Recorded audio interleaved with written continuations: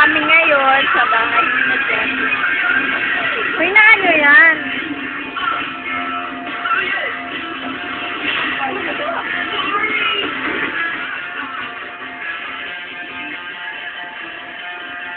Last minute preparation. Naman siya ni Kenny. Mag-exit na ako. Mag-exit na kami. Medyo pala kami sa castle eh. Upper ka na. Oh, ang manok, libre ni Kenny. At ang tabi ang makulay na bigas. Ang kanin. Ano kung ano yan.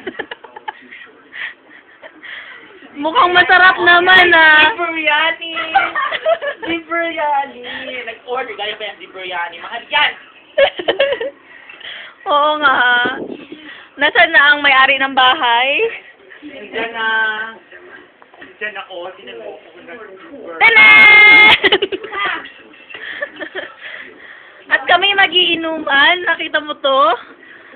Oh, diba? Nakita mo yun? Nakita mo yung emperador. Nakita mo yung emperador. Yun, ang wine? Oo. Hindi makita malayo. Kunin mo ang wine, Je. Kunin mo, dali. Wala na laman yan. Naman, bilis to pa. Kunin mo ang wine para ilagay sa labas. Emperador. Emperador. Yan. Bakit talaga kayo ratignan? So, diba?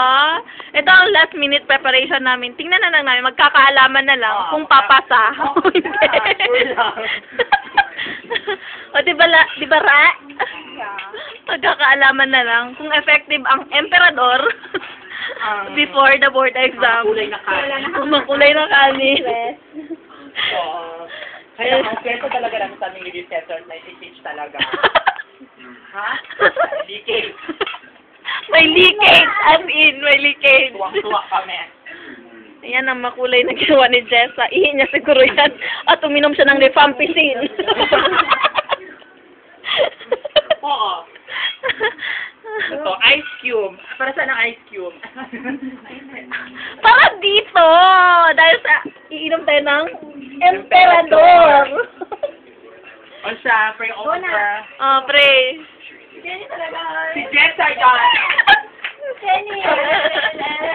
Oy, magpe-pray na lang? Ha? Paano ba i-pray? Pray ka na pumasa tayo sa board O Lord, exam. sana pumunta kami sa board at sarap ang mga yan. Okay, go! Wala kayo, hindi wala ka talagang ka-feelings. Okay. Bye-bye!